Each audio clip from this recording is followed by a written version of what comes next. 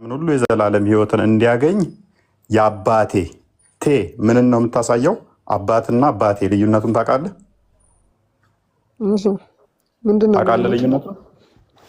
አባቴ ተናጋሪው ራሱ ፋዘሩን ሪፈር እያደረገ ነው። አንድ በል የአባቴ ፍቃድ ይህ ነው፣ እኔም በመጨረሻው ቀን ሉክ እኔ ፈርስት ፐርሰን ነው፣ እኔም በመጨረሻው ቀን አስነሳዋለሁ። ስለዚህ ተናጋሪው ራሱ ክርስቶስ ነው። አባቴ የሚለው ደግሞ አብን ነው። ምንድን ነው እሱ ታዲያ የምትለን ወዳጃችን? እሺ አሁን ኢየሱስ ጌታ ከሆነ አንድ ነገር ልጠይቅና ትመልስልኛለህ? ትሄዳለህ እዛ ጋር። ስለዚህ እዚህ ጋር ተግባባን።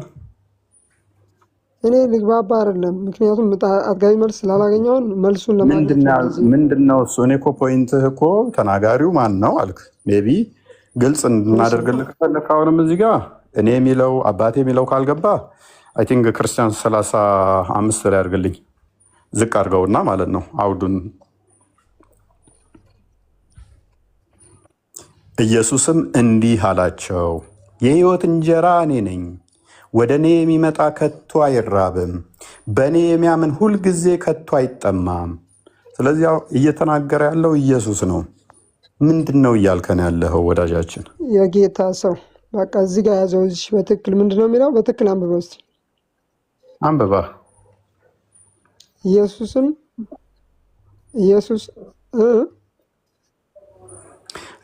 እንዲህ አላቸው፣ የሕይወት እንጀራ አላቸው ይላል።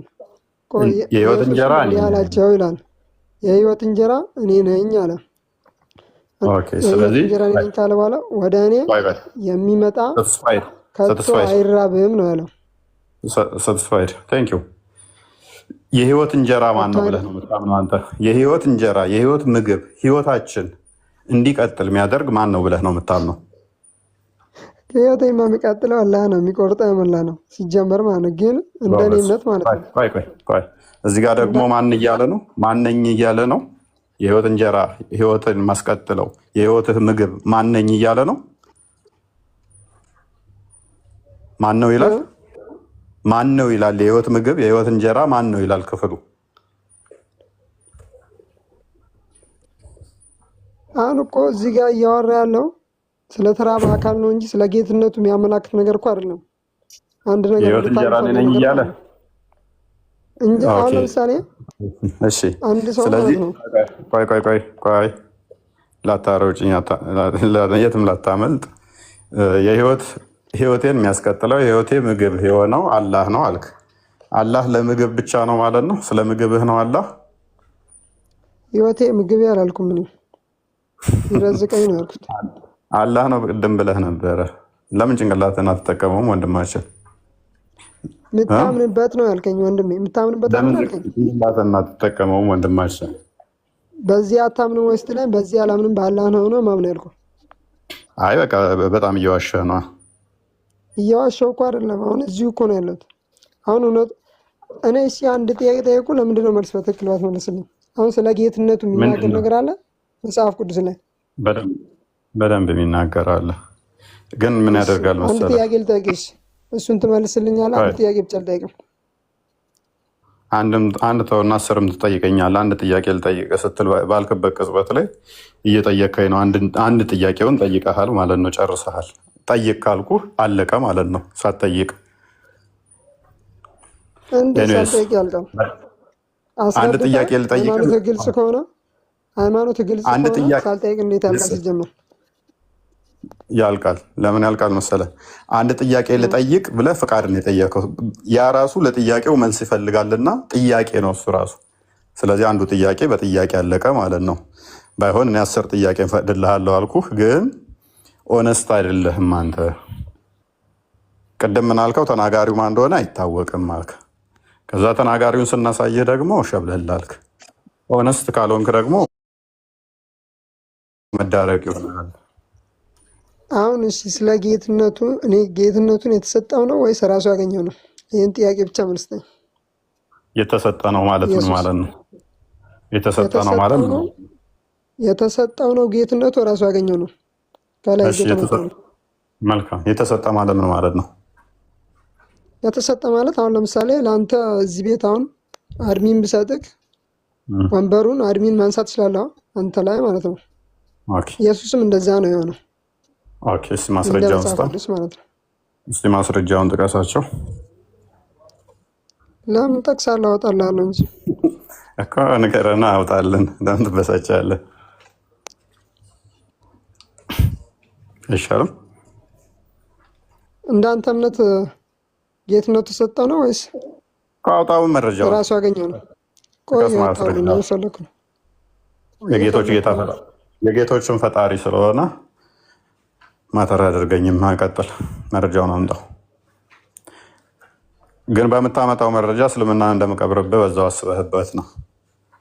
እስልምና ማንን መቅበር አይችልም አትልም አንተ። ሲጀመር እኔ ማለት ነው አንድ ነገር እንድታውቅ ፈልግ ነገር ሂድ አምጣው ቶቶ ሂድ አምጣው እኔ እየፈለኩ እኮ ነው እኮ እኮ ሚዩት አድርግና ፈልጋ ማስረጃ። 6ኛ ክፍል ያቆሙ ኡስታዞች የሰጡን ማስረጃ እንዴት እንደምቀብርባቸው ወዛውም እነሱም ይማራሉ ከስሮ ነው። ጌቶች የተባሉት ለእነሱ ራሱ ፈጣሪያቸው ነው ክርስቶስ። አሁን አስተካክየዋለሁ። ክርስቲያን ወንድማችን መረጃ ዘው ይምጣ። የክርስቶስ ጌትነት የባህሪ ጌትነት ነው። የጌቶች ፈጣሪ ነው። የነገስታት ፈጣሪ ጌታቸው፣ የነገስታት ንጉስ ነው። እርሱ እውነተኛ አምላክ ነው። ሁሉን የፈጠረ ሁሉን ያስገኘ፣ ያለሱ ምንም ነገር የሆነ ነገር የለም። ድምፁን እንኳን በመቃብር የሚሰሙት ሙታንን ከመቃብር የሚያስነሳቸው እርሱ የአብ ልጅ ወልድ ነው። ጻድቃንን በቀኙ ኃጢያንን በግራ ሲያቆም ሙሐመድን እስከነ ሰራዊቱ እስከነ ተከታዩ ለፍርድ በግራ ያቆማቸዋል። እሱን ተተከተሉት አጋንንት ጋር ለዘላለም ወደማይጠፋው እሳት ይልካቸዋል። እኛን በእምነት የጸናን ክርስቶስን የተከተልን በዳግም ምጽአቱ በቀኙ ከቅዱሳኑ ጋር እንቆማለን። ያን እንዲሆን ደግሞ መጽናት፣ መጠንከር፣ እስከ መጨረሻው መከተል ግድ ነው።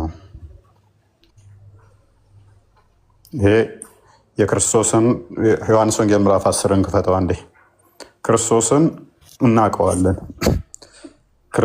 እናውቀዋለን፣ በደንብ ነው የምናውቀው። ድምፁን እንለያለን፣ ድምፃችንን ያውቃል። ሙስሊሞች ክርስቶስን ድምፁን አያውቁትም፣ ፍቅሩን አልቀመሱትም። እኛ ግን ፍቅሩን ቀምሰናል፣ ድምፁን ሰምተናል። ለዛ ነው ክርስቶስ ምን እንደሆነ ለእኛ ጠንቅቀን እናውቃለን። እሱ እንደዚህ ብሎ ነግሮናልና። ዝቅ አድርገው ቁጥር 1 ላይ እውነት እውነት እላችኋለሁ ወደ በጎች በረት በበሩ የማይገባ በሌላ መንገድ የሚወጣ እርሱ ሌባ ወንበዴ ነው አለ። በደንብ አስተውሉ። አጽንኦት ሰጥቶን የነገረን እዚህ ጋር ክርስቶስ እውነት እውነት እላችኋለሁ እንዳታወላዱ አጽንኦት ሰጠበት ማለት ነው። እውነት እላችኋለሁ ከሚለው ይልቅ እውነት እውነት እላችኋለሁ ወደ በጎች በረት በበሩ የማይገባ በሌላ መንገድ የሚወጣ እርሱ ሌባ ወንበዴ ነው። ምዕመናንን እንደ በጎች ራሱንም እንደ ጠባቂ አድርጎ ክርስቶስ ብዙ ጊዜ ይናገራል። ታወጣልኛለህ? በፍጥረት ላይ አንድ ሚታር በብሉይ ኪዳን ብዙ ጊዜ ላይ እግዚአብሔር እንደ ጠባቂ ስለሚመሰል ማለት ነው። ሌቦች፣ ወንበዴዎች፣ ሐሰተኛ ነቢያቶች እንደሚመጡ ክርስቶስ ነገረን ማለት ነው። እዚህ ሌባ ናቸው እነሱ፣ በትክክለኛው መንገድ ማይመጡ በተሳሳተ መንገድ የሚመጡ ሌቦች ናቸው። አንድም በረት የተባለው ክርስቶስ የመሰረታት ቤተክርስቲያን ነች። በዛ ማይገቡ በዛ ያሌሉ ሐሰተኞች አሉ። በበሩ የሚገባ ግን የበጎች እረኛ ነው። ለእርሱ በረኛው ይከፈትለታል፣ በጎቹም ድምፁን ይሰሙታል። ምን ይላሉ? ድምፁን ይሰሙታል። በጎቹም ድምፁን ይሰሙታል። የእርሱንም በጎች በየስማቸው ጠርቶ ይወስዳቸዋል፣ ይለያቸዋል። ያቀናል ክርስቶስ። የምናጭበረብረው የለንም። እንደ ሙስሊሞች በ10 ሻዳ እያስያዝን ሚስቶቻችንን ድራማ አንሰራም። ምክንያቱም በስማችን ይለየናል፣ ያቀናል። የበጎቼን ድምፅ አውቃቸዋለሁ ይላል። የሐሰት ሻዳ ብታሲዝ፣ የሐሰት ድራማ ብትሰራ ይለይሃል ክርስቶስ። በጎቹን ይለያል፣ ያውቃቸዋል። በየስማቸውም ጠርቶ ይወስዳቸዋል ነው የሚለው። ለሐዋርያቶቹ ካያቸው አዳዲስ ስም ሰጥቷቸው ነበር። በየስማቸው ይለያቸዋል፣ ያውቃቸዋል። የራሱንም ሁሉ ካወጣቸው በኋላ በፊታቸው ይሄዳል። በጎቹም ድምፁን ያውቃሉና ይከተሉታል። ለዚህ ነው ክርስቶስን እናውቀዋለን፣ እንከተለዋለን። መስቀሉን የማይሸከም በኋላ የማይከተለኝ ለእኔ ሊሆን አይገባም ይላል ማቴዎስ ወንጌል ምዕራፍ 10 ቁጥር 37 ጀምሮ። ከፊት ለምንድን ነው የሚሆነው? መሪያችን ነው፣ የእምነታችን መስራች ነው። እኔን ተከተሉ ብሏል። እሱ የዋህ ነው፣ እሱ ትሁት ነው። ዝቅ ብሎ ፍቅርን አስተምሮናል፣ ይቅርታን አስተምሮናል። እንዴት መመራት እንዴት ማድረግ እንዳለብን አሳይቶናል። እሱ ከፊት ይሄዳል፣ እኛ ከኋላ እንከተላለን። ጾሞ እንድንጾም፣ ጸሎት አድርጎ ጸሎት እንድናደርግ፣ ይቅር ብሎ ይቅር እንድንል እያንዳንዱን አሳይቶናል። ተፊት ሆኖ መርቶናል። እርሱ ጠባቂያችን ማለት ነው። ስለዚህ እኛም በጎቹ ድምፁን እናውቃለን፣ እንከተለዋለን። ከሌላው ግን ይሸሻሉ እንጂ አይከተሉም፣ የሌሎችንም ድምፅ አያውቁምና አለ። ማይከተሉት ሌሎችን ለምንድን ነው? እኛ ሙሐመድን ማንከተለው ምንድን ነው? ሙሐመድ ኢየሱስን አያውቀውም። ሙስሊሞች ኢየሱስን አያውቁትም። ኢየሱስ ስንት ዓመት ሰበከ? ኧረ ተው እባክህ፣ አያውቁትም አትበል። ቆይ አዳምጥ። ሐዋርያቶቹ ማናቸው? የኢየሱስ አያውቁም። ከእናንተ እኛ እንወደዋለን ታውቃለህ። ግን ቆይ ስንት ዓመት ሰበኩ ሐዋርያቶቹ? ሐዋርያቶች አሉት ይላሉ። እነማን ናቸው ሐዋርያቶቹ? አያውቁም። ተመሰለባቸው እንጂ አልተሰቀለም ይላሉ። ማን ነው በማን ቦታ የተመሰለው? የሚያውቁት ነገር የለም። አንዳቸውም አያውቁም። እንኳን እነኚዎቹ ሙፈሲሮቹ ራሱ አንደኛው ይሁዳ ነው ይላል፣ አንደኛው ሌላ ነው ይላል፣ አንደኛው ከሰቃዮቹ ነው ይላል፣ አንደኛው ከደቀ መዝሙርቱ ነው ይላል። ሙፈሲሮቹ ራሱ እርስ በርስ የተጋጩ ናቸው። ሐዋርያቶቹ እነማን ናቸው ሲባል አንዱ ሌላ ይላል፣ አንዱ የተወሰኑ ሌሎችን ይጠቅሳሉ። እርስ በርስ የሚጋጩ አያውቋቸውም። ክርስቶስ ግን ምን አለ? ያቁኛል አለ። በጎቼ ያቁኛል፣ ድምፄን ይለያሉ። የኔ ያልሆኑት ግን አያቁኝም፣ በቃ አያውቁትም። ኢየሱስም ይህን በምን ነገራቸው? ኢየሱስም ይህን በምሳሌ ነገራቸው። እነርሱ ግን የነገራቸው ምን እንደሆነ አላስተዋሉ። ኢየሱስ ደግሞ አላቸው፣ እውነት እውነት እላችኋለሁ እኔ የበጎች በር ነኝ። ስለዚህ ክርስቶስ አስረግጦ ነግሯቸዋል። ወንጌል ምን እንደሆነ ጠንቅቀው እንዲያውቁ አድርጓቸዋል። ምን እንደሆነ ማን እንደሆነ ከዛ በኋላ የሚመጡ አስቀድመው የነበሩ በእርሱ ላይ ያልገቡ ወንበዴዎች እንደሆኑ ክርስቶስ በደንብ ነግሮናል ማለት ነው። ስለዚህ ክርስቶስ ማን ነው የሚለውን እኛ በደንብ ስለምናቅ ነው። ሐዋርያቶቹ ማን ናቸው? ወንጌል ምንድን ነው? ጠንቅቀን እናውቃለን፣ ጠንቅቀንም እንለያለን። ስለዚህ አሁን ይሄ ከሆነ በደንብ አስተውሉ። ይሄ ከሆነ ክርስቶስን በደንብ ካወቅ ነው፣ በደንብም ከለየ ነው፣ ድምፁንም ሰምተን ካወቅ ነው። ቁጥር 27 ላይ ቲንክ አድርግልኝ፣ ሙሉውን እናንተ አንብቡት፣ ደስ የሚል የመጽሐፍ ቅዱስ ክፍል ስለሆነ። በጎቼ ድምፄን ይሰማሉ አለን አልቀድም? ኦኬ፣ እነኛ የሰሙትን ድምፅ ምንድን ነው የሚያደርጋቸው? በጎቼ ድምፄን ይሰማሉ፣ እኔም አውቃቸዋለሁ፣ ይከተሉኝማል፣ እኔም የዘላለም ሕይወትን እሰጣቸዋለሁ። እነኚህ በጎቹ ድምፁን የሰሙ የተከተሉት ምን ይሰጣቸዋል? የዘላለም ሕይወትን እሰጣቸዋለሁ፣ ለዘላለም አይጠፉም፣ ከእጄም ማንም አይነጥቃቸው።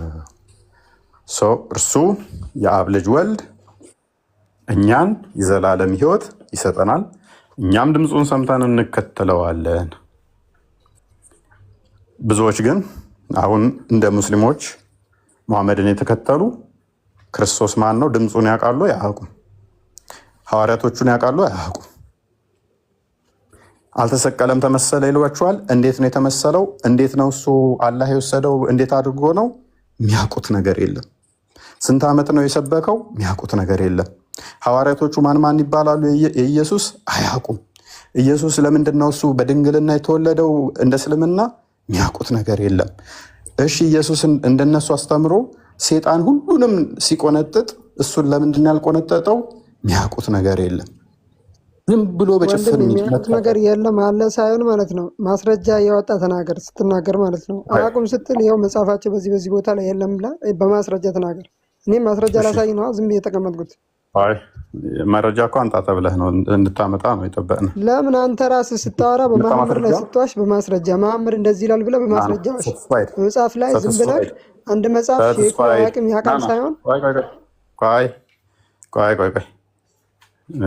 ሂምሌት ከማድረግህ ብትረጋጋ ይሻል ነበር። አሁን እንግዲህ ላሳፍረህ ነው። ተመለስ፣ በቃ ተመለስ።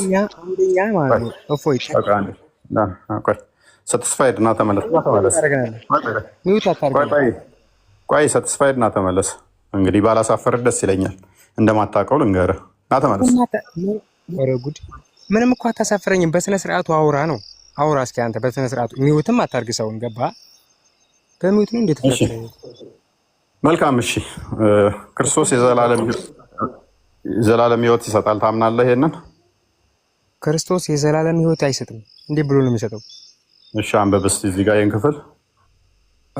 ይኸውልህ እኛ በመጽሐፉ ማለት ነው መረጃ አምጥቻለሁ ላሳይ። ቆይ አንዴ ጀማል አንዴ ቆይ።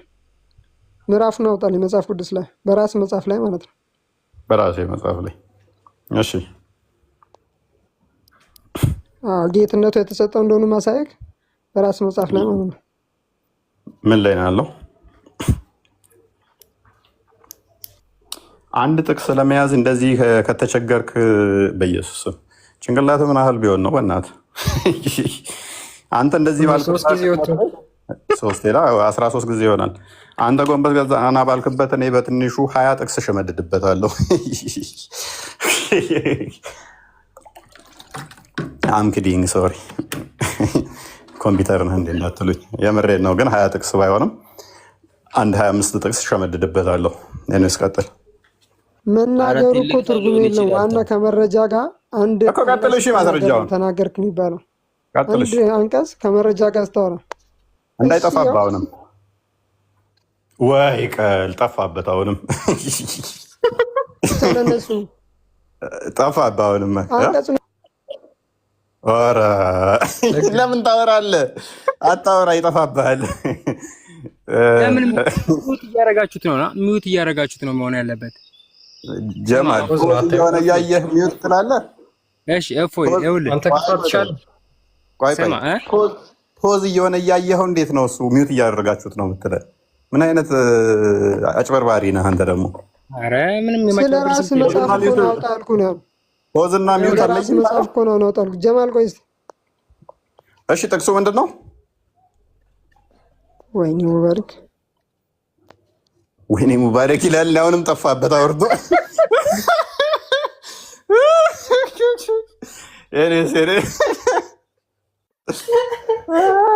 አሁን እኮ እዚህ ጋር የጠየቅኩህ አለ ማለት ነው። ሳልጠይቅህ ነበረብህ ይሄ ቦታ ማለት ነው። ንገረን፣ ጥቅሱን አንቀጽ ሳልነግርህ ማውጣት ነበረብህ። ንገረን፣ ምን ላይ ነው? ሐዋርያት ምዕራፍ ቁጥር 2 አውጣልኝ። የስራ ሚለው ማለት ነው። ቶሎ በል ይሻላል። እዚህ መጽሐፍ ቅዱስ ይዘህ የለም ሐዋርያት። እሺ ቁጥር 2 ምዕራፍ 2 ማለት ነው። እሺ ምዕራፍ 2 ቁጥር ስንት? ምዕራፍ 2 ቁጥር ስንት? ቁጥር 33 ነው። መልካም እሺ፣ አንዴ ክፈትልህ ክርስቲያን። ታምንበታለህ እሱን ያመጣኸውን ጥቅስ ወዳጃችን? አሳያለሁ እስከ መጨረሻው ድረስ ማለት ነው። ጌትነቱ እንደተሰጠ እንደተወሰነበትም በራስ መጽሐፍ ላይ ማለት ነው። ታምንበታለህ ያመጣኸውን ጥቅስ? አምንበታለሁ ብለዋል። ቴንኪው። ምዕራፍ 2 ቁጥር 30 ነው ያልከኝ። 30 ስንት? ራስህ በጠቀስከው ተዋት። ቆይ ክርስቲያን 33። እናመሰግናለን። ቀጥል። እስልምና እንዴት እንደማፈርስ ላሳያለሁ። ክፈትልኝ። ኦራይት 33 አድርግልኝ አንዴ። እሱ በጠቀሰው ጥቅስ ላይ ቆሜ ላፍርስለት። ስለዚህ እግዚአብሔር ቀኝ ከፍ ከፍ ብሏልና መንፈስ ቅዱስን የተስፋ ቃል ከአብ ተቀብሎ ይህን ከእናንተ አሁን የምታዩትን የምትሰሙትን አፈሰሰው ይላል። በደንብ አስተውሉ። ችግር የለውም። እንደዛማ ከሆነ ከፍ ዝቅ እያልኩ አፈርስልሃለሁ። አንተ በምጠቅሳት ጥቅስ ላይ ብቻ እንዴት ቆይ አዳምጥ፣ ተረጋጋ።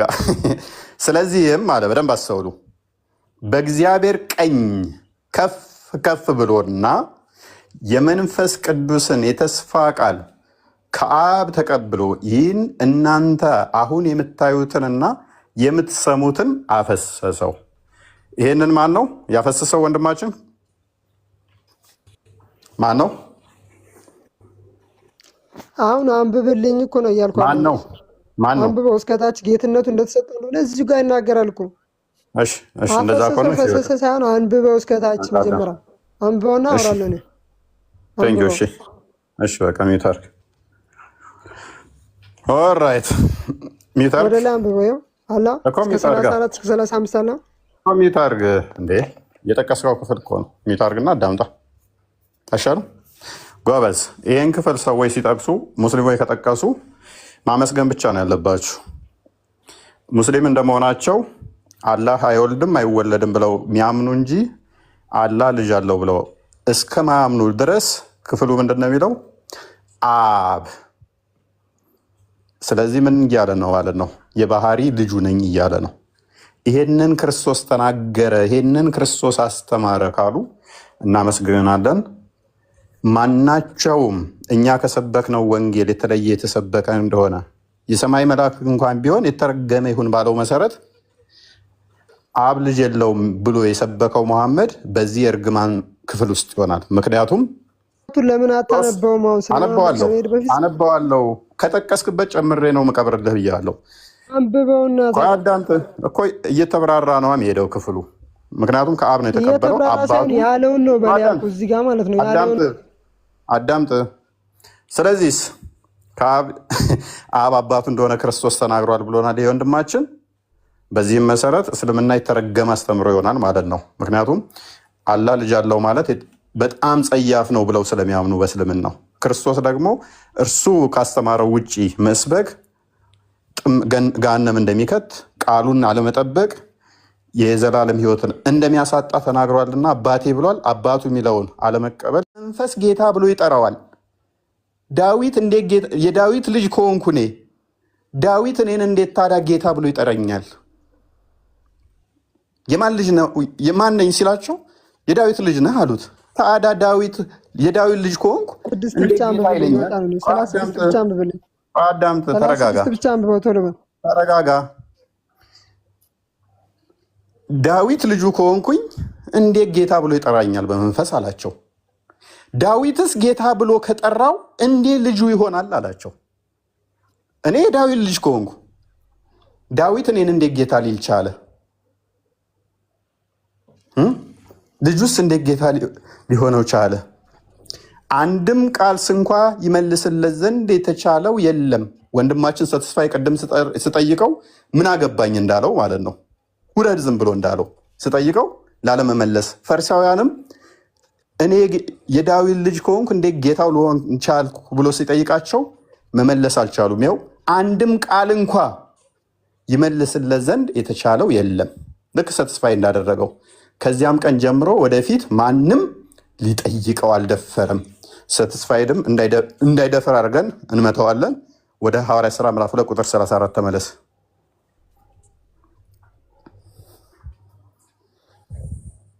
ኦኬ፣ ሐዋርያት ሥራ ምዕራፍ 2 ቁጥር 34 እንግዲህ የጠቀሰው ዳዊት እንቀጥላለን። ዳዊትም ወደ ሰማይ አልወጣም፣ ነገር ግን እርሱ ጌታዬን ጠላቶችን የእግር መረገጫ እስካደርግ ድረስ በቀኝ ተቀመጥ አለው። ስለዚህ ዳዊት ራሱ ጌታዬ ብሎ የጠራው ክርስቶስን ነው ማለት ነው። ባየነው መሰረት እንግዲህ ይህንን እናንተ በደንብ አስተውሉ። አሁን እስልምና በዋናነት ሲመታና ሲቀበር እንግዲህ እናንተ ይህንን በደንብ አስተውሉ። እንግዲህ ይህን እናንተ የሰቀላችሁትን ሰትስፋይድ ስዕለቱን አመነ። ዛሬ እናመሰግናለን። እንግዲህ ይህንን እናንተ የሰቀላችሁትን ኢየሱስን እግዚአብሔር ጌታም ክርስቶስም እንዳደረገው የእስራኤል ወገን ሁሉ በእርግጥ ይወቅ። እናመሰግናለን ተስፋዬ፣ ክርስቶስ እንደተሰቀለ ስላመሰከርክልን። አልሰቀሉትም፣ አልገደሉትም። ምንድነው የሚለው? እግዚአብሔር ነው ያሰጠው። ችግር የለውም፣ ችግር የለውም። ጌትነቱ ላይ ዲል እናደርጋለን። ችግር የለውም። እግዚአብሔር ራሱ አዳምጥ፣ እሱን ፈታላለሁ። ምንድነው የሚለው ክፍሉ? ራሱ የጠቀሰው ከባለ ጌታምተ ነው የምፈታው። ጌታምተ ነው የምፈታው። አዳምጥ። እንግዲህ ይህንን እናንተ ምን ያላችሁትን ምን ያሉትን እስቲ አንብብልኝ። አይታየኝም። አንብበው እስቲ ሳቲስፋይድ። እንግዲህ እናንተ ሶሪ ምን ነበር የሚለው? እንግዲህ ብሎ ምንድነው የሚለው? ሳቲስፋይድ አንብበው፣ አንብበው፣ አንብብልኛ አለ። አንብብልኛ። እናንተ ሰቀላችሁት ነው የሚለው።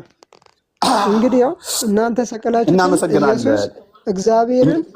እግዚአብሔርን ጌታ ክርስቶስም እንዳደረገው ጌታ ያውጣላ። ክርስቶስ ነው ጌትነት ተሰጠው ለኢየሱስ ማለት ነው።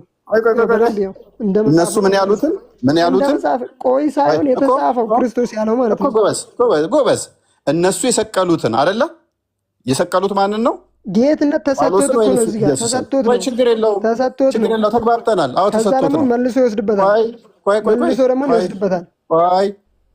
ማን የሰቀለውን እንደ መጽሐፍ ቅዱስ ማለት ነው። ማን የሰቀለውን ይላል? ማን የሰቀለው? እናንተ ነው የሚለው። እንደ መጽሐፍ እኮ ነው። እንደ መጽሐፋችሁ ነው እንጂ እንደኛ መጽሐፍ። እናመሰግናለን ወንድማችን። ስለዚህ ያመጣኸው ክፍል እስልምና አሁን አዳምጥ። እሺ አንድ አዳምጥ። ስለዚህ በደንብ አስተውሉ። በደንብ አምነህ ነው የምትወጣው። ቁጥር 37 አዳምጥ። በደንብ አስተውሉ ፕሊስ። ሚውት አድርጋ። እንግዲህ ይህንን እናንተ የሰቀላችሁትን፣ ስለዚህ ክርስቶስ ያ የተሰቀለውን አምላክ በባህሪው በደንብ አስተውሉ። አምላክ በባህሪው የሚሰቀል የሚዳሰስ የሚነካ ነበረ። ነገር ግን ቃል ስጋን ሲዋሃድ የባሪያም መልክ ይዞ በስጋ ሲገለጥ የሚነካ የሚዳሰስ የሚመታ ሆኗል። እርሱ ረቂቅ አምላክ የነበረው በሁሉ የሞላው ቃል በስጋ ተገልጦ በአጭር ቁመት በጠባብ ደረት ሲወሰን የሚመታ የሚዳሰስ የሚታይ ሆኗል።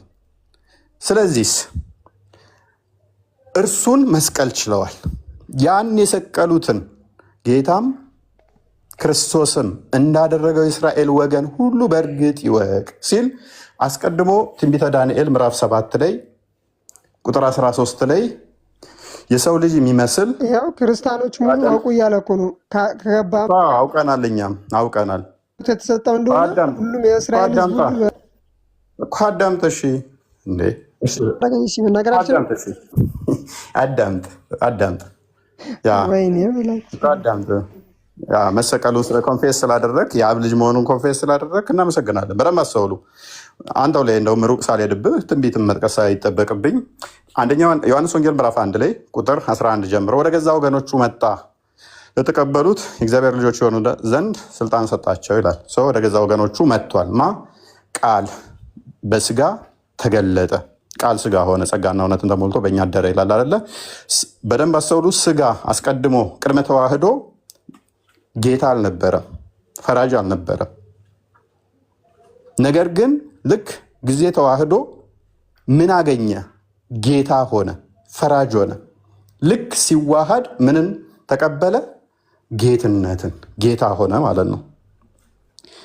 ልክ ቃል ስጋ ሲሆን ጸጋና እውነትን ሲሞላ ስልጣን ተሰጠው እንጂ አዳምጥ።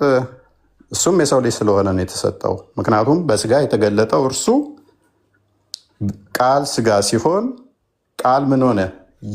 ስጋ ምን ሆነ? የቃልን ገንዘብ አደረገ። ቃል በባህሪው አስቀድሞ ምንድን ነውና? አምላክ ገዢ ነውና። ስጋ አስቀድሞ ከተዋህዶ በፊት ጌታ አልነበረም። ስጋ ያ የተፈረደበት ስጋ ወይንም ደግሞ አዳም ላይ የተላለፈው ሞት የመጣበት ስጋ እሱን ሊያከብረው በስጋ የተገለጠው ክርስቶስ ልክ ሲዋሃድ ከበረ። የቃልን ገንዘብ አደረገ። የቃልን ገንዘብ ያዘ። ስለዚህ ምንድን ነው የሳቀው? ምንድን ነው የሳቀው? ምንም እኮ የሚያስቅ ነገር አልተናገርንም። ጅል ነህ እንዴ? ስለዚህ አይደለም አንተ ተናገርከው ጠይቀው አንድ ጥያቄ ነው። የሁሉ ቦታ ለምን ትዞራለህ? ስለዚህ በደንብ አስተውሉ። ልክ በተዋህዶ ላይ ስለፊት አትመልስም። እኛ እኮ አዳምጥ ቆይ መሰቀሉን ካመንክምልን በኋላ ጨርሰሃል እኮ። አሁን እኮ ዝም ብለህ እኔ አላምንም፣ አልተሰቀልም። እንደኔ መጽሐፍ አላምንም። እንደ ራስ መጽሐፍ ነው ያለው። እንደ ራስ መጽሐፍ ነው ያስረዳሁህ እንጂ ስለኔ መጽሐፍ እኮ ብናገርህ ሲጀመር አንተ ራስ ጭንቅላት አትችለውም። የነብይህም ጭንቅላት እዞታል እኮ ቅማል ጋር አብሮ። አሁን አንዴ በልና ላስረዳሽ አዳምጠ። ስለዚህ የክርስቶስ ጌትነት አዳምጠ። ስለዚህ ስለ ስጋው የተነገረ ነው። ሰው ስለሆነ የተነገረ ነው። በስጋ መገለጡን ማለት ነው። ስጋ አስቀድሞ ቅድመ ተዋህዶ ጌታ ስላልነበር ማለት ነው። ቅድመ ተዋህዶ ጌታ ስላልነበረ ስጋው ለዛ የተነገረ ነው። ልክ ቃል ስጋ ሆነ ሲባል ልክ ጊዜ ተዋህዶ ምን ሆነ ማለት ነው። ያ የቃልን ገንዘብ ስጋ ገንዘብ ስላደረገ ስለተዋሃደ ጌታ ተብሎ ይነገርለታል።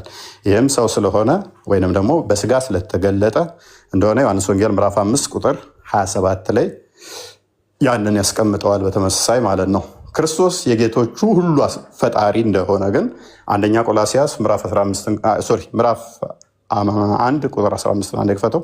ጌትነቱም ደግሞ እንደ ምድራዊ ጌትነት እንዳልሆነ ዮሐንስ ወንጌል ምዕራፍ 18 አንድ ትከፍትልናል። አንደኛ ቆላሲያስ ምዕራፍ 1 ቁጥር 15 እርሱ የማይታይ አምላክ ምሳሌ ነው። ክርስቶስ የሚታዩትና የማይታዩት ዙፋናት ቢሆኑ በደንብ አስተውሉ።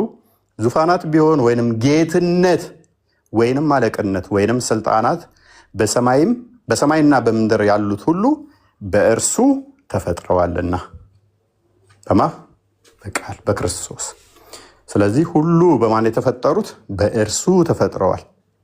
ስለዚህ ጌትነት እንኳን ምድራዊ ጌትነት በእርሱ የተፈጠሩ ናቸው። ዮሐንስ ወንጌል ምዕራፍ 18 ላይ አይ ቲንክ ቁጥር ስንት እንደሆነ ባላስታውስም አንዴ ቼክ አድርግልኝ። ጌትነቱ ምድራዊ አይደለም። ጌትነቱ ምድራዊ ካልሆነ ከዛ ምን ይሆናል ማለት ነው? እንደሆነ ልንገርህ። በምራስ መጽሐፍ እኔ ልንገርህ አይደለም ልንገርህ። የትኞቹ ሰራዊት መራ? በራስ መጽሐፍ ልንገርህ። የትኛውን ሀገር አስተዳደረ? ጌትነቱ እንደተወሰደበት ይኸው የተሰጠ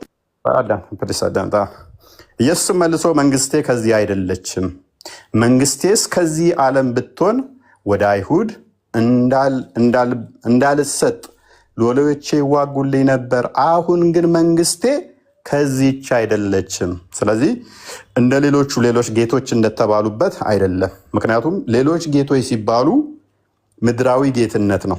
ንግስናቸው ምድራዊ ግብር ማስገበር፣ በዚህ ወጥተህ በዚህ ፈልጠህ በዚህ እንትን ብለህ የሚያስተዳድሩ ናቸው። የሹመቱ ጌትነት ምድራዊ ጌትነት ነው። ክርስቶስ ምን ብሏል? ንግስናው ከዚህ እንዳልሆነ ኢየሱስ መልሶ መንግስቴ ከዚች አይደለችም ብሎ ጨርሶታል። ኦኬ፣ ወደ ቶፒክ መልሰው ክርስቲያን መጨምረው ካለ ጨምርለት። ቴንክ ዩ በጣም ግልጽ አድርገን ያብራራላት። በነገራችን ላይ ጥቅስ በጥቅስ አንቀጽ በአንቀጽ ብትሄዱ እስልምና ሙሉ ለሙሉ የሚመጣበት ጌትነቱ የተሰጠ መሆኑን ካመናችሁ እንደተወሰደበት የሚያሳይ አንቀጽ ላሳያችሁ። ሳቲስፋይድ ምንድን ነው የምትሰጠው? ሳቲስፋይድ አትበለኝ እኮ ስለ ራሴ መጽሐፍ እኮ አላወራሁም። ስለ አንተ መጽሐፍ ነው እያወራሁ። አንተ እኮ ለአላህ እኮ ብድር ታበድራለህ እኮ አንተ። አላህ ምንም የለውም ድሃ ነው። ብድር ታበድራላችሁ። ሳቲስፋይድ ይሄን አነበብከው? ያ ለአላህ መልካም ብድርን የሚያበድር ለእርሷ አላህ የሚያነባብርለት ሰው ማን ነው ይላል።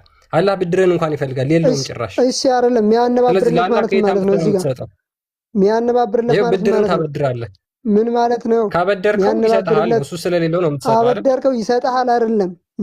ማነባበር ማለት ምን ማለት ነው? ምን ማለት ነው? መጀመሪያ እዚህ ጋር አላህ ብድርን እየጠየቀ ነው ወይስ አይደለም? ጠየቀም አልጠየቀም ማነባበር ማለት ምን ማለት ነው? ለምን ጠየቀም አልጠየቀም ትላለህ? ቆይ ብድርን ጠይቋል አልጠየቀም? ጠየቀ የጠየቀው ስለማነባበር ነው እያወራለሁ።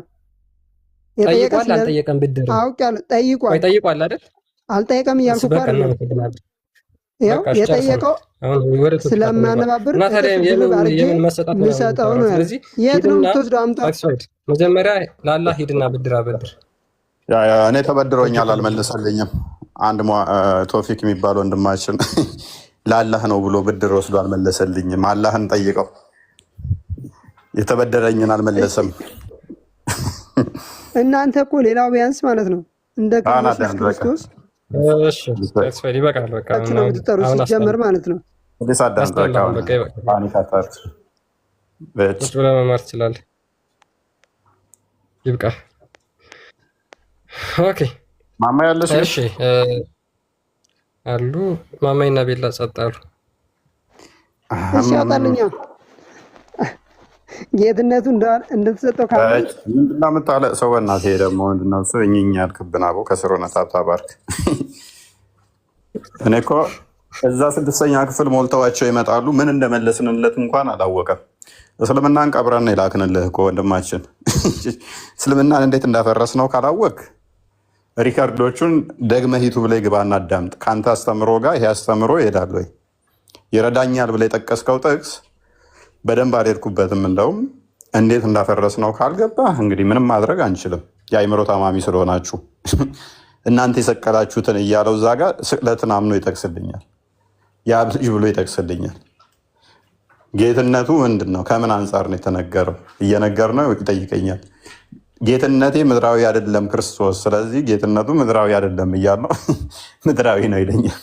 ኧረ ተው ድንቁርናችሁን በልክ አድርጉት። እና ይህንን ጭንቅላታችሁን እንደዚህ እኮ የምንታዘበው የምንጸየፈው አይወንደር። የእናንተን ጭንቅላት ስንት ጭንቅላት ይወጣዋል? እኔ 20 ጭንቅላትን መንዝረው ቢሉኝ ራሱ አልመነዝርም። የኔን ጭንቅላት በእናንተ 20 ጭንቅላት አልመነዝርም። እና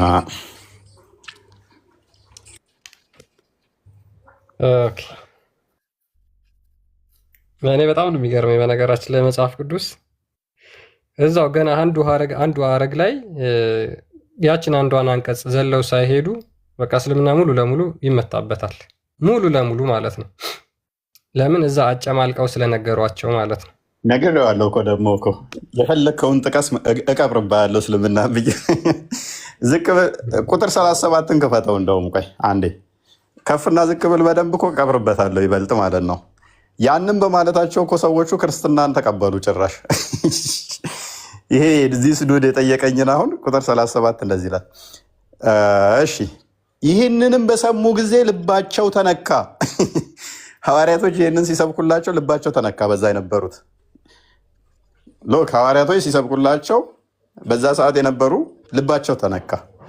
ጴጥሮስና ሌሎችም ሐዋርያት ወንድሞች ሆይ ምን እናድርግ አሏቸው። ወንድማችን አይምሮውን ብትጠቀም አሁን ማድረግ ያለብህ ይህን ክፍል ካነበብኩ በኋላ ልብህ ሊነካ ይገባ ነበር። አጋንንት ባይጠናወት ኖሮ የአብ ልጅ እንደሆነ እንደተሰቀለ ሲነገራቸው ምን አሉ? ምን እናድርግ ብለው ጠየቁ። አየህ፣ በጊዜው የነበሩት እንደተሰቀለ አይክዱማ፣ ያውቃሉ። ምን እናድርግ ብለው ነው የጠየቁት። አንተም እንደዛ ነበር ማድረግ የነበረብህ። ከ600 ዓመት በኋላ የመጣ አንድ የአረብ የከሰረ እንትን አልሰቀሉትም አልገደሉትም ሲልህ አሜን ብለህ ትከተላለህ። አሁን ላይ በጊዜው የነበሩት ግን ልክ ሲሰበክላቸው ልባቸው ተነካ። ጴጥሮስና ሌሎችንም ሐዋርያት ወንድሞች ሆይ ምን እናድርግ አሏቸው። ጴጥሮስም ንስሐ ግቡ፣ ኃጢአታችሁ ይሰረይ ዘንድ እያንዳንዳችሁ በኢየሱስ ክርስቶስ ስም ተጠመቁ፣ የመንፈስ ቅዱስንም ስጦታ ትቀበላላችሁ። የተስፋ ቃል ለእናንተና ለልጆቻችሁ ጌታ አምላካችሁንም ወደ እርሱ ለሚጠራችሁ በሩቅ ላሉት ሁሉ ነውና አሏቸው። እንዴት ደስ የሚል ነው! እስልምና እንዴት እንደሚቀብራችሁ አያችኋል። አየህ፣ ይህን ክፍል ስጠቅሰው ከዛ በኋላ ካነበብከው በኋላ ዳዊት አስቀድሞ ጌታዬ ብሎ ያለው በአብ ቀኝ ይቀመጣል የተባለው እርሱ ክርስቶስ እንደሆነ እነሱ የሰቀሉት እናንተ የሰቀላችሁት እኮ ነው ያላቸው። እናንተ የሰቀላችሁት እርሱ በአብ ቀኝ እንዳለ ሲነግራቸው ጌታ አስቀድሞ አባታችን ዳዊት የምትሉት ጌታ ጌታዬን ብሎ የጠራው እሱን እንደሆነ ሲነግራቸው፣ ሲያስተምሯቸው፣ ሲያስረዷቸው ኦኬ እኛ የሰቀልነውን እንደዚህ እንደሚያማ ከሆነ ምን እናድርግ? በቃ ልባቸው ተነካ። መንፈስ ቅዱስ ልባቸውን ነካው። ንስሐ ገቡ። አንተ ከ2000 ዓመት በኋላ መጥተህ ትደናቆራለህ። በጊዜ ያሉት ግን የሰቀሉት የተሰበከላቸው በጊዜው ያሉት ንስሐ ገብተው ድነትን አግኝተውበታል። ስለዚህ ጌትነቱ እርሱ የባህሪ ነው። የባህሪ አምላክ ስለሆነ የባህሪ ጌታ ነው። ስለዚህ ተሰጠው ሲል ቃል አስቀድሞ ስጋ የነበረው አልነበረም። ቃል ልክ ስጋን ሲዋሃድ ስጋ የባህሪ ገዢ ሆኗል፣ ጌታ ሆኗል። ያንን ሪፈር ለማድረግ የተነገረ ነው። አስቀድሞ ስጋ ጌታ አልነበረምና ቅድመ ተዋህዶ ስጋ ገዢ ጌታ ተብሎ አይጠራለትምና፣ ስለዚህ ያንን ለማሳየት ነው። ቀጥል። ኦኬ ያ ቴንክ ዩ ፎይ። ሙስሊሞች እንግዲህ ሀሳብ ላይ ብታወሩ ጥሩ ነበረ፣ ነገር ግን በደንብ ተምህራችኋል። እናመሰግናለን። እፎይ ኮሜንት ላይ ከምትርመጠመጡ ግቡ። አንዳንድ ሙስሊሞች እያያችሁ ነው፣ እየተርመጠመጣችሁ ስለሆነ ውስጥ ላይ ገብታችሁ ማውራት ትችላላችሁ።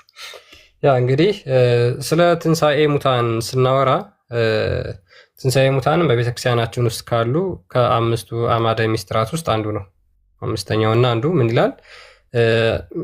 ሚስጥረ ትንሣኤ ሙታን ነው። በክርስቶስ ሆነው ያንቀላፉ ሁሉ በመጨረሻው ቀን እንደሚነሱ መጽሐፍ ቅዱስ ይናገራል። ስለዚህ ማናችንም በክርስቶስ ኢየሱስ ሆነን ብናንቀላፋ ለሕይወት ትንሣኤ ሆነን እንደምንነሳ መጽሐፍ ቅዱስ ይናገራል። የዮሐንስ ወንጌል ምዕራፍ 5 ቁጥር 25 ጀምሮ ይናገራል። ምን ይላል? ቁጥር 28 እና 29 በመቃብር ያሉት ሁሉ ድምፁን የሚሰሙበት ሰዓት ይመጣል። መልካም ያደረጉ ለሕይወት ትንሣኤ፣ ክፉም ያደረጉ ለፍርድ ትንሣኤ ይወጣሉ። በዚህም አታድንቁ ብሎ ክርስቶስ ይናገራል። ስለዚህ መልካም ያደረጉ ለሕይወት ትንሣኤ፣ ክፉ ያደረጉ ደግሞ ለፍርድ ትንሣኤ እንደሚወጡ መጽሐፍ ቅዱስ ይናገራል። ስለዚህ በመጨረሻው ቀን እኛ አምላካችን ክርስቶስ ያስነሳናል ብለን እናምናለን። ሙስሊሞች ደግሞ ክርስቶስን ክደዋል። የክርስቶስ ተቃዋሚዎች ሆነው ተነስተዋል። ሙሐመድ በ7ኛው መቶ ክፍለ ዘመን ይዞት በመጣው አስተምሮ መሰረት ክርስቶስን ፍጹም ተቃውሞ የመጣ ሃይማኖት ነው። የክርስቶስን መሰቀል የሚቃወም፣ የክርስቶስን ትንሣኤ የሚቃወም፣ የክርስቶስን አዳኝነት የሚቃወም፣ የክርስቶስን ሰው መሆን የሚቃወም፣ የክርስቶስን አምላክ መሆን የሚቃወም አጋንንታዊ ትምህርቶችን ይዞ የመጣ ነው። ነገር ግን ሙሐመድ ከመምጣቱ ከ600 ዓመታት በፊት መጽሐፍቶች ተጽፈው በአይን ያዩት፣ በእጃቸው የዳሰሱት፣ ከእሱ ጋር የኖሩ እነሱ ሁሉ ሐዋርያት ያንን ያዩትን፣ የተመለከቱትን፣ የሰሙትን አስተላልፈውልን ክርስቶስ እሱ እንደተሰቀለ እንደተነሳ፣ በኋላም ደግሞ ዳግመኛ ከቅዱሳን መላእክቱ ጋር ሕፃን ልጅ ይጠይቃል እኮ ምንድናቸው? 5ቱ አዕማደ ሚስጥራት ተናገር። ምንድናቸው? አንተ ኦርቶዶክስ ነኝ ብለህ ነው አይደል? ተምረህ ነው አይደል የወጣኸው? በደንብ ተረድተህ ነው የወጣኸው አይደለ? አንተ 5 ማይችም ቁርባን ጥምቀት ምን ብዬ መናገር እኔ አይከብደኝም። ሌላ ጥያቄ ጠይቅበል። ቀጥል፣ ችግር የለውም ተናገር። እንደዚህ መዋረድ አይሰጥም። ሁለተኛ ጥያቄ እሺ፣ አታውቀውም። 7ቱ ሚስጥራተ ቤተክርስቲያን ምንድን ናቸው? ሌላ ጥያቄ ጠይቀኝ ብያለሁ እኮ ከነሱ ውጪ ሌላ ጥያቄ ምን ችግር አለው? መሐመድ ሌላ ከማለት ሚስጥረ ቀንዲልን እስቲ ያብራራለን። ምን ማለት ነው ሚስጥረ ቀንዲል? አላቅም። ሚስጥረ ሜሮን ማለትስ? አላቅም። እሱንም ቀላል ጥያቄ ወደዛ ጣሉት እያልከናን ነበር እንዴ? እንዴት ነው ማታውቀው?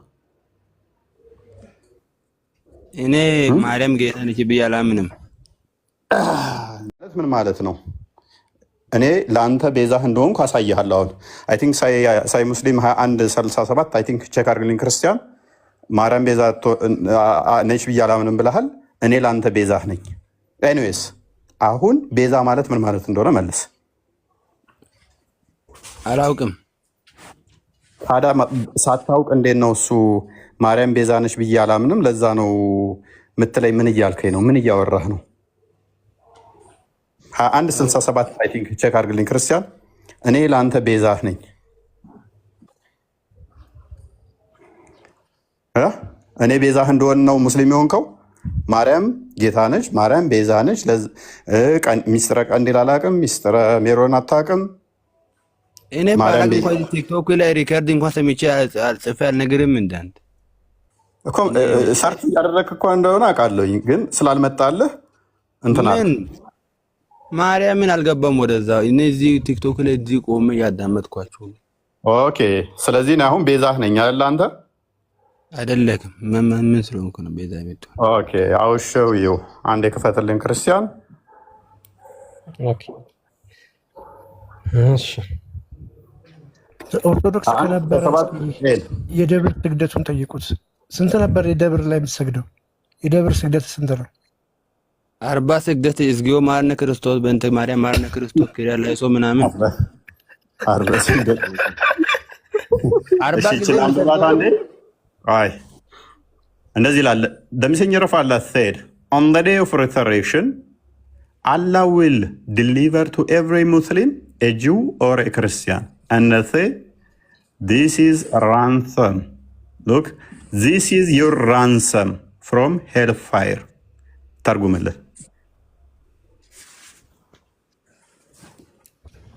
ተርጉምልን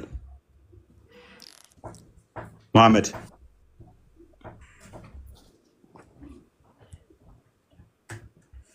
በቂያማ ቀን ማርያም ቤዛ ነች ሚል አይቼ ነው የወጣሁት አልክ አይደል? በቂያማ ቀን ለአንተ ገነት እንድገባ አይሁድና ክርስቲያኖች ቤዛ ይሆኑሃል ይላል። ስለዚህ የትኛው ተሽሎህ ነው? አንደኛ ክርስቲያን እንዳልሆንክ አረጋግጠናል። ሁለተኛ እኔ ለአንተ ራስህ ቤዛህ ነኝ። ምን ይላል? on the day of resurrection look ራይድ አሰሊን 432 ወይንም ደግሞ ሳይ ሙስሊም 2167 ኤሌ ያለ ሐዲሱ the messenger of Allah said ያላ መልእክተኛ እንደዚህ አለ on the day of resurrection Allah will deliver to every Muslim a Jew or a Christian በቂያማ ቀን ወይንም በትንሣኤ ዕለት አለ ለእያንዳንዱ ሙስሊም አላህ አይሁድና ክርስቲያን ወይንም አይሁድ ወይንም ክርስቲያን ይሰጣቸዋል። ከዛም እነስተይ እንደዚህ ይላቸዋል this is your ransom from hellfire ይህ ከገሃነም እሳት መዳኛችሁ ወይንም ቤዛችሁ ነው ይላቸዋል። ራንሰማችሁ ቤዛችሁ ማን ነው ይላቸዋል? አይሁድና ክርስቲያን ነው። ስለዚህ አንተ ገነት እንድገባ ቤዛህ መሆንህ እኔ ነኝ ራሱ። ቤዛ ማለት ምንድን ነው ሲባል ደግሞ አያውቅም። ዝም ብሎ የቃረማት እንትን አለች። ልጅ ረጅም ጊዜ እንግዲህ እኛ ቤት ይገባል። ብዙ ጊዜ አይቼዋለሁኝ። አዲስ አይደለህም። ብዙ ጊዜ ላይ ከስርም አይሃለሁ። ዝም ብሎ ቲክቶክ ላይ ቃረማት አለች። ፕሮቴስታንቶቹ ጋር ሲወያዩ ቤዛ ምትልን ቃል ሰምቷል። ማርያም ቤዛ ምንሽ ሚል ይቻለ። ኤንዌስ እኔ ጨርሻለሁ። ለማንኛውም አንተ ገነት እንድገባ አይሁድና ክርስቲያኖች ቤዛ እንሆናለን። ገና ብዙ አትደናነቅ። ቤዛ ትርጉምን እንኳን መጥቼ አላውቅም። ያው ከስንት ቆይታ በኋላ ነው ዛሬ መጥቼ አላውቅም። እዚህ ቤት የሆነ ሰዓት ትመጣ ነበር። እዚህ ሲጀመር አይ አላየኝም፣ አልመጣሁም። አዲስ ነው? አዎ አዲስ ነኝ። በዚህ ነው የተዋረድከው። በየቀኑ እኛ ቤት መጥተው እንዳንተ ሊፎግሩን ይሞክሩና ሂምሌት ተደርገው ተዋርደው ራቁታቸውን ምንድን ነው የሚያዋረዳቸው? አሁን እንደተዋረድከው አንተ ማለት ነው። እችን ክፍል ተርጉማት እስኪ አሁኗል። እኔ ይህን አላየውም ነበረማ፣ አላየሁትም። ኦኬ፣ አሁን ስታያት ተስማማቻል፣ ተመቸች። ቤዛ የሚል አስከፍቶ ከክርስትና ወጣዋልክ። ቤዛ እስልምና ውስጥ እኔ እንደሆንኩ ስታውቀው ምን ተሰማ? ደስ አላለህም? ኧረ አንተ አይደለህም። ይኸው አንብበዋ። አነበብከው እኮ በቃ። አሁን ድጋሚ ሌላ ካለት ነበር። እንግዲህ እኔ ክርስቲያን ስለሆንኩኝ ለአንተ ቤዛ በሆን ይከፋል ነው ወይንስ ከስር ማማዬና ቤላን ነው የምመርጠው ቤዛ እንዲሆኑ? ኃጢአትህን እነሱ ተሸክመው አንተ ገነት እንድገባ ወይንም እነሱ ቤዛዎች እነሱ ይሆኑ? እሱ እኮ ያንተ አፈታት ነዋ። አንተ ራስህ ፍታው አንብብና ያንተ አትራቃቀም ነው እንጂ ያንተ ነቃል ተርጉማ አንተ ራስህ። እኔ ስለ እስልምና ብዙ ማውቀው ነገር የለም ለባት አንብበው አይዞህ አንብበው። ክርስትናም እኮ ምንም አላውቅም አልክ እኮ። ጠይቄ 3 ጥያቄ ጠየቅኩ አታውቀውም። 4ኛ ጥያቄ ላይ መጣሁብህ። ቀጥል አንብብ። አየህ እኔም ብታውቀኝ ኖሮ አልኩህ። የህፃናት ጥያቄ ነው። የህፃናቷን ጥያቄ እኔም የጠየቅኩ ምንም ስለማታውቅ፣ ምክንያቱም ለህፃናት ወተት ነው የሚገባቸው እንጂ አጥንት አይደለም ብሏል ሐዋርያው ቅዱስ ጳውሎስ። ሰለሞንም ለሰነፍ ስንፍናው መልስለት ብሏል። ስለዚህ ለሰነፎችና ለህፃናት እንደ ህፃን ነው የምናደርገው። አንተ ገና ሰነፍ ስላልሆንኩ ደግሞ አልቀበልም ያንተን ጥያቄ። አንብበው እስኪ ጎበዙ። ማንበብም እንደማችል እኮ ማለት እስኪ አነባበብ እንዳንተ መሀይም መሆን ይቻላል? አነባበብ እንየው እስኪ። ማንበብ ትችላለህ? አልችልም፣ ማንበብ አልችልም። አየሁ እኮ ስታነብ እኮ እንዴት እንደምሰባብረው አየሁኝ እኮ አማርኛውን። ለዛም እኮ አመከታ እንደዛ ነው። አሁን ለማንኛውም ክርስቲያን ቀጥል። የዚህን ያህል እንትን ካለ ጥሩ ትምህርት ኮርስ ወስዷል፣ ጥሩ ክትባት ወስዷል። እኔ ያስቀጥል። ያላ መልእክተኛ እንዲህ ብለዋል።